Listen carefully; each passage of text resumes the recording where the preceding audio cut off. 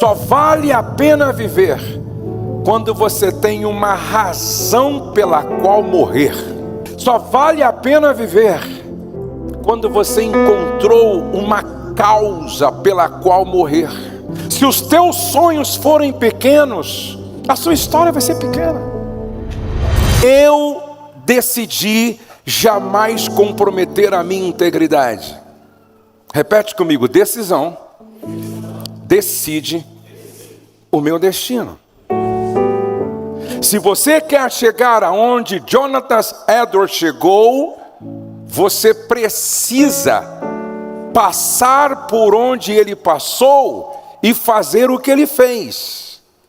E uma das coisas que não só ele, mas Jó, o próprio apóstolo Paulo e o Cristo também tinha isso em mente: não comprometer jamais a sua integridade. Veja o que está escrito em Jó capítulo 27, verso 5. Longe de mim que eu vos justifique, até que eu expire, nunca apartarei de mim a minha integridade. Integridade vem de inteiro, é não ser alguém partido, alguém que se comporta de um jeito em casa, de um outro jeito na rua, de um outro jeito na empresa, de um outro jeito na escola, de um outro jeito na academia. Não! Homens e mulheres íntegros são o mesmo aonde quer que eles estejam. Não são camaleões que de acordo com o ambiente muda de cor.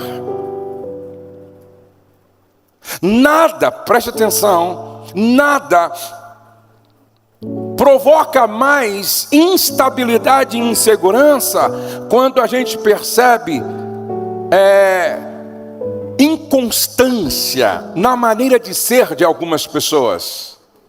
E essa é uma decisão que eu precisei tomar: não comprometer jamais a minha integridade, mesmo nas coisas pequenas da vida, porque são nas coisas pequenas da vida que você revela o substrato do seu ser.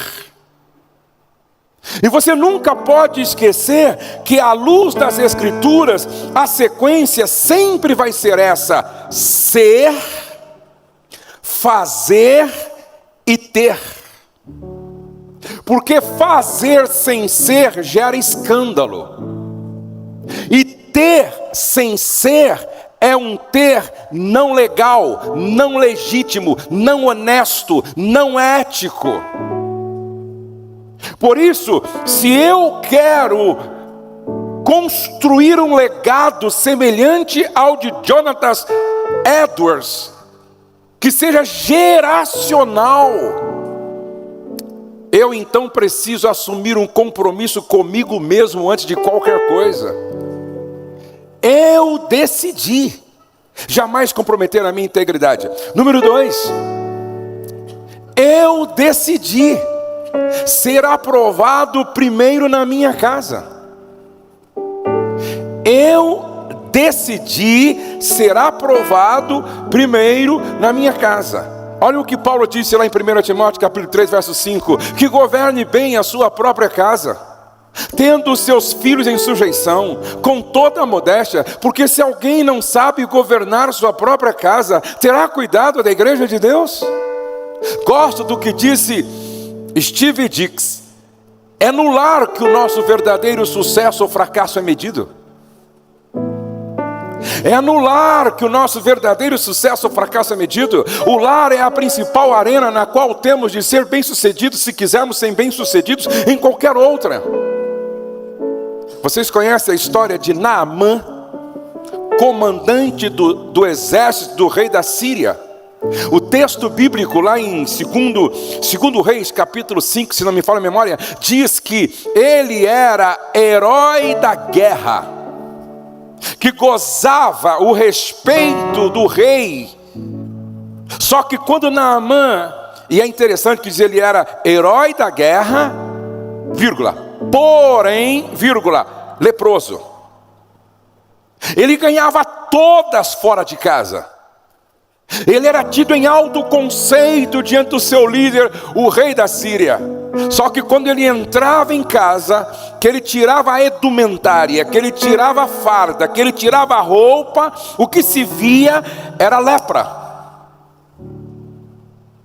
Quantos homens são admirados, aplaudidos, ovacionados na empresa, na vizinhança, com os colegas, na escola, só que quando ele entra em casa e tira a farda, o que se vê é lepra. E a pior lepra não é a lepra na pele, mas sim no caráter.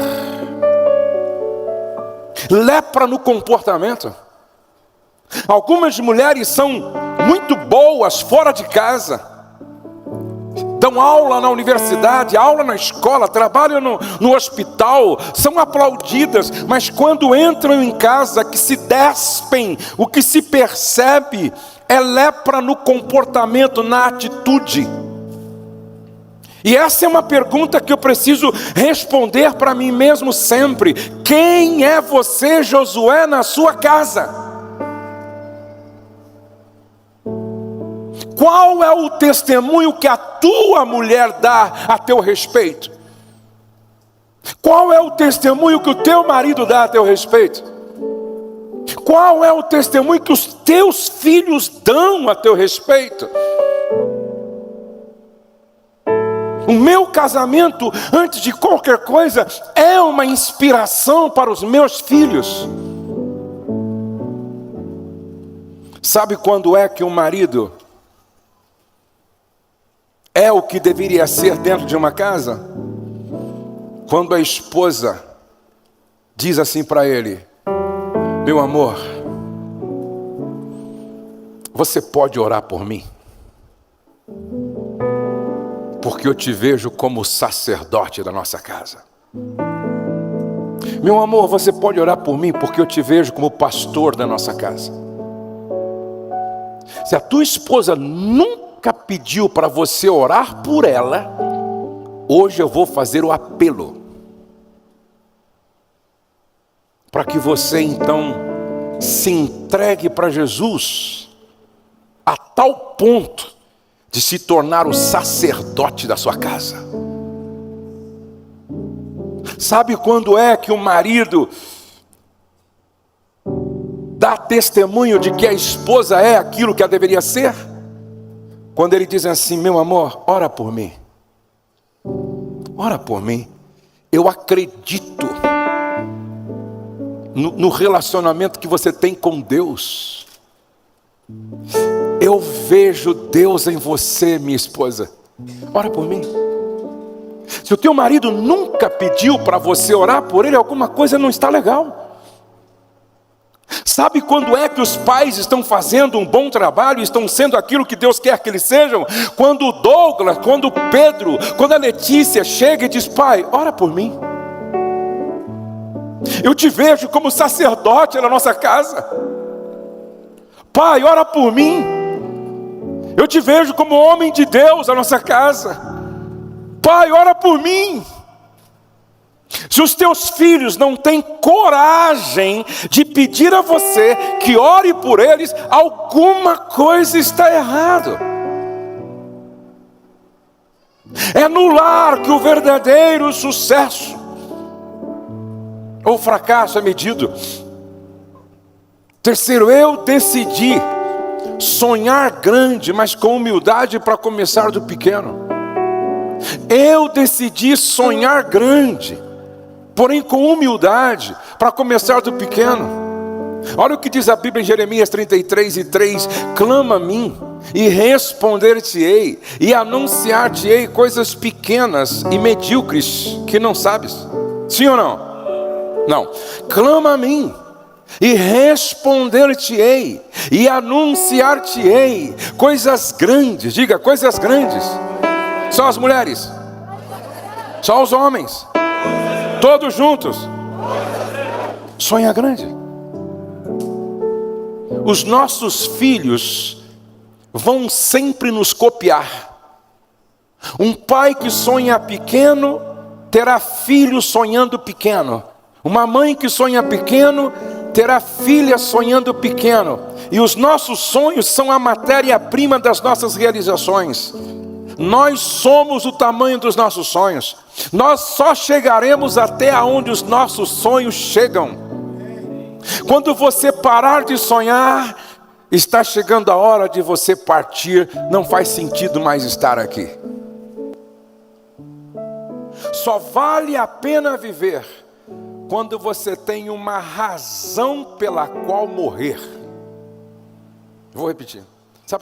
Essa frase é do Martin Luther King. Só vale a pena viver quando você encontrou uma causa pela qual morrer. Se os teus sonhos forem pequenos, a sua história vai ser pequena.